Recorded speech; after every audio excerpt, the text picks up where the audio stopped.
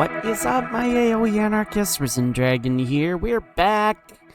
Took a little bit of a break there. Lots of stuff going on in my life at the moment, but got some time to focus and play some AoE 2 action. And today we're looking at one of the quote-unquote new civs from the Three Kingdoms expansion, which came out, I think, in April or late May or mid-May. Somewhere around there. I think it was early April. But anyways, so the civ we're looking at today is the Jurchens. Now, they are a civ that is based on northeastern China. So kind of like a Mongol-type civilization. They're a cavalry and gunpowder civ. And here are their stats. They're an interesting civ. So let's get into it. First of all, cavalry and gunpowder civ.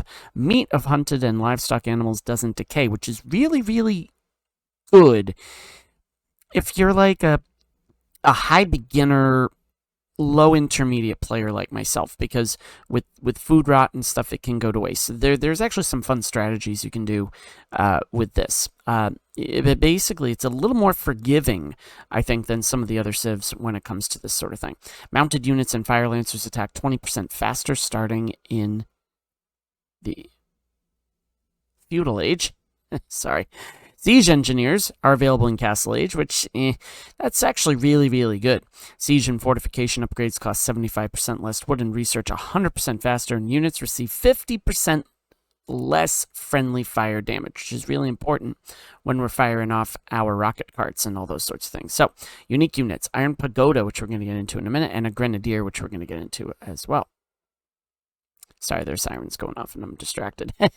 Unique techs, fortified bastions. Fortifications regenerate 500 hit points per minute. Thunderclap bombs. Rocket carts, grenadiers, and Jurchens detonate when defeated. Projectiles produce additional explosions. And the team bonus is the gunpowder units get +2 line of sight. So let's go into what the civ does. Basically, pretty straightforward. Archers, they only get the crossbowmen, so their range units aren't the greatest. They do get cav archers, though, which are pretty cool, and also the heavy cav archers as well. Those are really, really fun to have. Grenadiers, this is their unique gunpowder unit. They have a ranged blast attack, but cannot attack at close range. They're strong versus infantry and tight groups of units, and weak versus ranged soldiers. As far as barracks are concerned, they're a bit mid.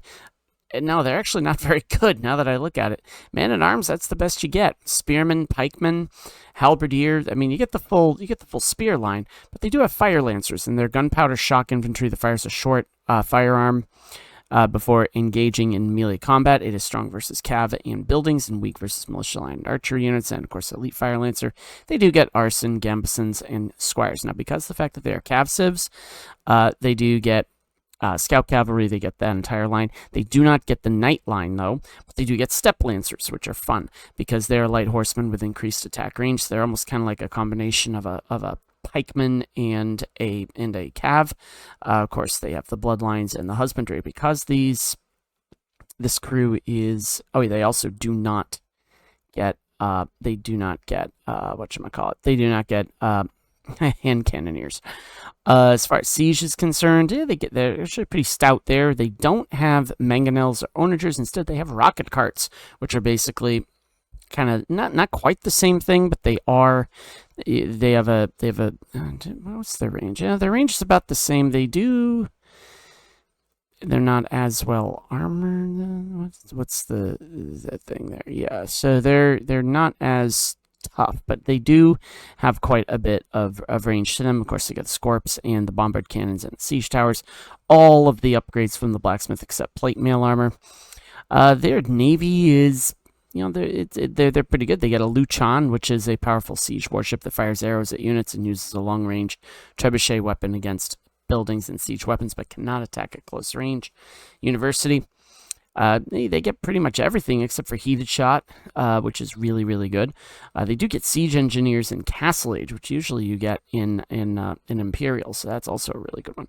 Almost full upgrades on the keeps except for the bombard towers. Their castles, their Iron Pagoda. This is a Jurchen heavy cav unit with durable armor that completely block melee attacks. Strong versus infantry and ranged soldiers, weak versus spearmen, line, and camel riders. Their unique stuff, of course. Fortified bastions, thunderclap bombs, rocket carts, grenadiers, and Jurchens detonate when defeated. Projectiles produce additional explosions. That's pretty cool there. Their monastery, they get everything except redemption, so their monk line is actually pretty stout.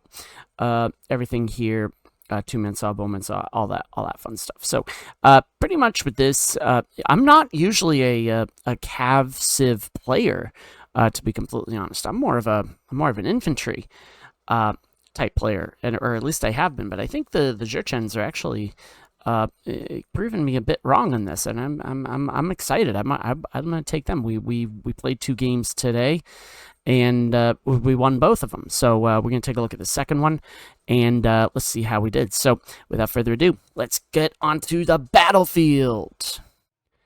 All right, let's pick it up in the Dark Age. Let's see what I see throughout. Now, according to fandom, there's really not a lot of strats for the Jurchens at the moment. I really haven't looked at Hera's insights into it or anything like that. So really, I'm just kind of like blank slate at this point, which is kind of the way I like to roll to begin with. You know, just really improvisational. I like to, switch things up. If you've seen some of my other videos, I don't tend to play the same civ, or the civ the same way twice over, but there are some things. So played 3 games tonight, lost 1, won 2, including 2 with the Jurchens. 1 may have been a drop, but I'll take the win anyways. The big thing here, remember, is we want to make sure our idle TC time is not too significant. We want to try to keep this number under 30 if possible, but we're getting back into it a little bit, and as you can see, we don't do a very good job with that. But we do go up to feudal, so 52 seconds worth of idle TC by the time we get out of Dark Age, which is good. Actually, really good. Now here I'm like, we're gonna slow it down. Actually, we're gonna go 2 times speed. We do get a few militiamen going just to kind of maybe try to, drush them a little. Not drush them, but flush them out a little bit.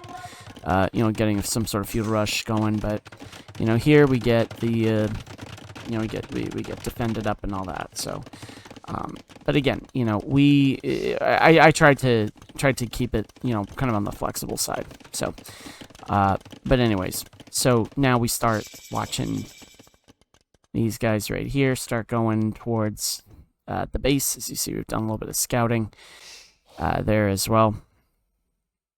And we see that, they're walled off. So, yep, we get that going. And actually, they did a pretty good job of walling off here. So, as the Byzantines, there's a, they try to play defensively. They were actually the civ I started off playing with, and I've actually not had a lot of luck with against the Byzantines. So, anyways, big thing too is, here we are trying to, build up our economy. You want to try to get these upgrades, the double bit axe and the horse collar, as soon as you can, and it just makes your life a little bit easier, a little bit more efficient, and all that. So, but notice we're going with arson. Why did I do that? I don't know. I think because I was trying to maybe again go for the flush. Now they go for a and as you can see there, they wall off. They're going kind of like not fast castle, but faster than us castle. Whereas we're focused on building the economy, getting a nice robust backbone going, and we do get a stable setup, so we can start pumping out stable units. Only 1 barracks, and again, we probably could have done more there, but that's all right. And then we do buy some gold to go up to feudal or castle. I'm sorry. Yeah, we do go up to castle. So, and here, I'm a huge fan of just at this level, just trying to annoy them as much as possible. Kind of take pot shots at their walls and go from there. I think that it's a waste of stone, but psychologically, it's pretty dang good. In here, I get a forward archer range built. I realize I don't have a blacksmith, so I can't get my siege going, but we get the upgrade to long swordsman, man-at-arms, I'm sorry. And, you know, we just start annoying them a little bit, just saying, hey, we're here. And we go from there. So now we go up into castle, we get the bloodlines going, and we don't start pumping out units, though. That's the problem, because we're dumb like that, but it does happen. We got some scout cav coming in, but that's pretty much it. They get the bow saws going, we get the wheelbarrow in, and then we start going step lancers. So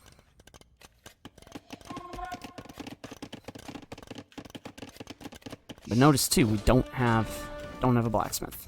So then we take out the wolf. So that's important. We want to make sure that, and we do get some archers because we wanted to get some range in there, but in theory, you don't really kind of want to go that road.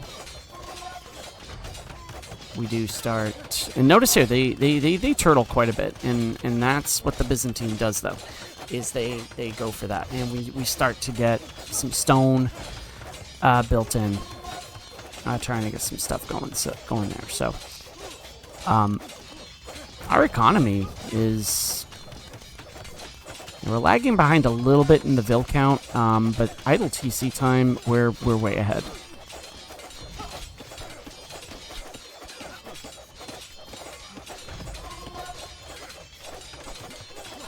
And notice here, we start to... I wanted to kind of barricade them off, but then I'm like, wait, how are my guys getting out? So, we don't withstand. And here's where I was like, oh no, we're gonna go down. Yeah,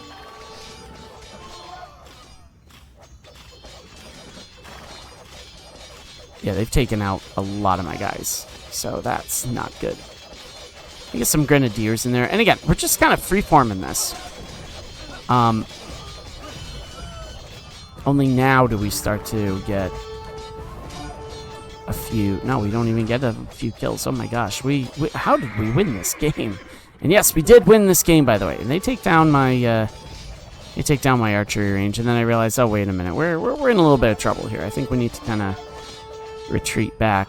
But they go after my guys. So I'm like, all right, well, we distracted them enough to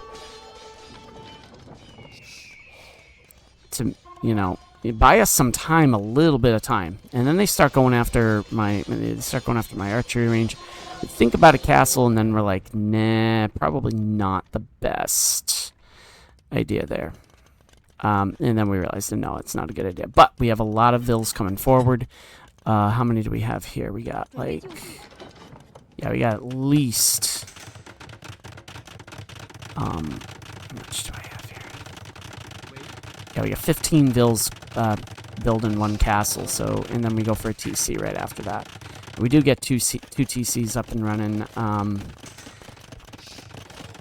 we're making sure we're keeping them humming as well. And now we get some iron pagodas thrown in there, and then they realize, oh wait, they got a castle there, and then I realize, oh wait a minute, they start going after these.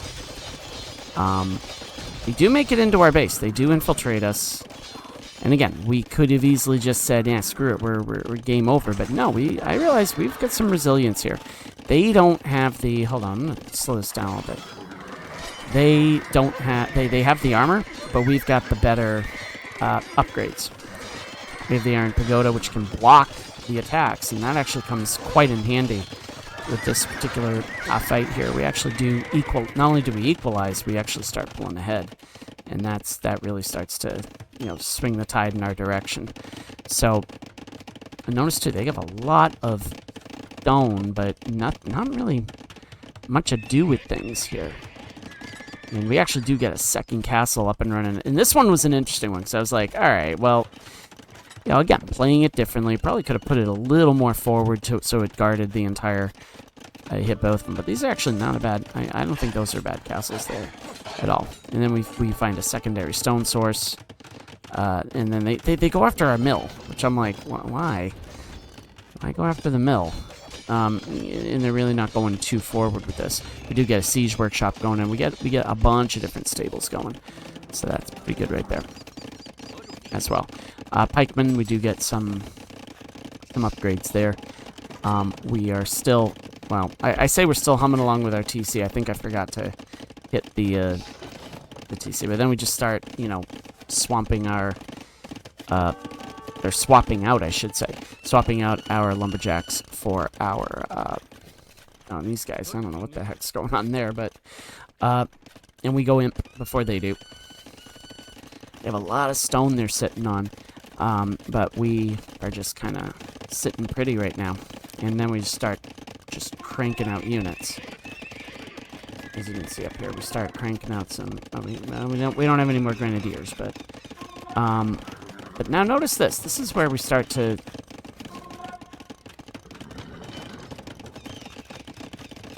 this is where we really turn the tide here, is they start attacking our walls. And then we start going after the... And then they engage with us.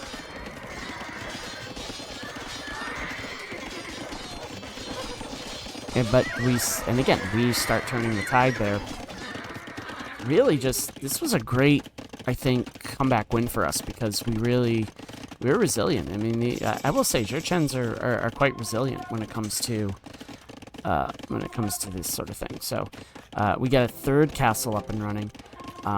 We don't go, let's see, where do we go with Trebs? Do we go with Trebs right away? No, not quite right away. We gotta get better at that, but... we do start to crank out some pikes. We get Bodkin arrow, which, of course, extends the range. And just so you can see what I see. So here's what we see. And all that fun jazz. So, yeah, we don't do very well with our upgrades. You've got to get your upgrades. You really, really, really do have to get your upgrades.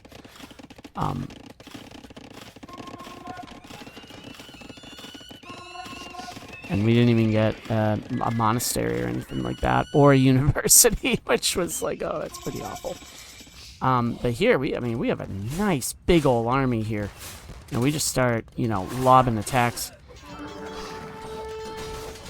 And once more, we engage their army. I don't think they realized how big an army we had. But, I mean, we just take them out. I mean, that just killed them right there. And then we start trebbing their castle. And I mean, here they've pretty much got nothing, and they threw in the towel. So, ultimately, this was, I think, it was a very good win for us. We fought back. We started off kind of aggressive with the man-at-arms rush, and I think that may have surprised him a little bit. But I think that, you know, we started off with that little rush there at the very beginning. And we were able to get them a little bit distracted, and whatnot. So, you know, score-wise, military, we were up, economy, we were up, not by much, but we were up nonetheless. We had a bunch more, we had, looks like 2 more castles, than them, and all that. So, our kill-to-death ratios were actually pretty equal. They raised more buildings, but we had the bigger army. The economy, they collected more wood, we had more food, they had more gold, we had more stone, not by much though, but the food was the big one. We utilized our market pretty well. Also, we did not collect any relics, we didn't even make any monks. Castle time, we were up in 20, they were up in 18, we were up to imp in 40. Got to get that down a little bit. In my practice games, I've been, you know, against AI, I'd been like in the low 30s, high 20 range. So we got to get better at that. But again, this is our third game back after several months off. So we get society going here. We had more vills. You know, we had more castles as well and whatnot. And actions per minute, we got to work on this big time. We really, we were lagging behind there. I mean, we had a peak there, but I mean, just really just not very good. I mean, look at this. I mean, that's just crazy with their actions per minute. I mean, that was nuts. But I guess slow and steady wins the race, and we were able to we were able to grind out a win here. So I was really, really happy with this. Oh yeah, there are 2 castles. So I mean, we could have easily, I think we easily just take out some of these. We infiltrate and we start going just nuts. Was it the best game that we've played? Nah. Was it the first game that we've played since, I think, January? Yeah, it was. So yeah, we were shaking off a little bit of the rest, but the Jurchens, I think, are actually really solid civilization to go with. I'm gonna try out a few of the others. I am gonna try for the Khitans. I guess they nerfed them a little bit. But anyways, I think that we're sticking with the Jurchens for now, because it's really forgiving. I felt it was really forgiving, especially with the especially with the that built-in bonus at the beginning, or bonus, whatever you want to call it, where the meat doesn't rot from the hunt. So I think that's a really good thing. It's good for beginners. It's good for beginners. So if you like what you see, please like, please subscribe, and as always, my AoE anarchists, we'll see you on the battlefield. Happy hunting.